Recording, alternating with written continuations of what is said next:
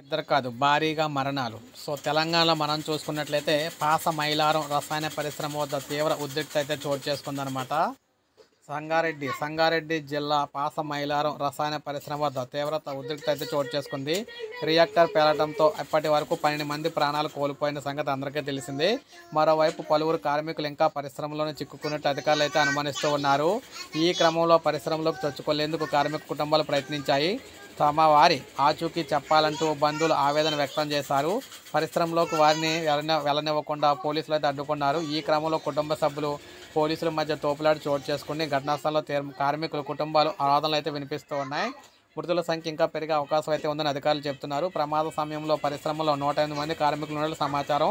క్షతగాత్రుల్లో 12 మంది పరిస్థితి విషమంగా ఉంది. వారికి ఐసీయూలో చికిత్స అందిస్తున్నారు. సో మనం చూసుకుంటే పాస మైలారం పారిశ్రామిక వాళ్ళ భారీ పేలుడు సంభవించిన సంగతి అందరికీ తెలిసిందే. ఇక్కడ సిగాచి రసాయన పరిశ్రమలో రియాక్టర్ పేలడంతో మంటలు చెలరేగాయి. దీంతో పలువురు తీవ్ర గాయాలయ్యాయి. తీవ్రంగా గాయపడిన వారిలో ఘటనా స్థలంలోనే 5గురు అయితే మృతి చెందగా మరో 8 మంది ఆసుపత్రిలో చనిపోయారనమాట. పేలుడు దాటికి కార్మికులు సుమారు 100 మీటర్ల దూరం అయితే ఎగిరిపడ్డారు. సో మొత్తం ఈ విధంగా పెను ప్రమాదం అయితే సంభవించింది. సో భారీగా మరణాలు అయితే ఇంకా పెరుగుతూ ఉన్నాయన్నమాట. అక్కడ పరిస్థితి చాలా ఉద్రిక్త పరిస్థితి అయితే ఉంది. సో ఇప్పుడే మనకు అప్డేట్ అయితే వచ్చింది. ఒక లైక్ చేయండి, అందరికీ తెలిసింది. సబ్స్క్రైబ్ చేసుకోండి, మన ఛానల్ సబ్స్క్రైబ్ చేసుకోండి.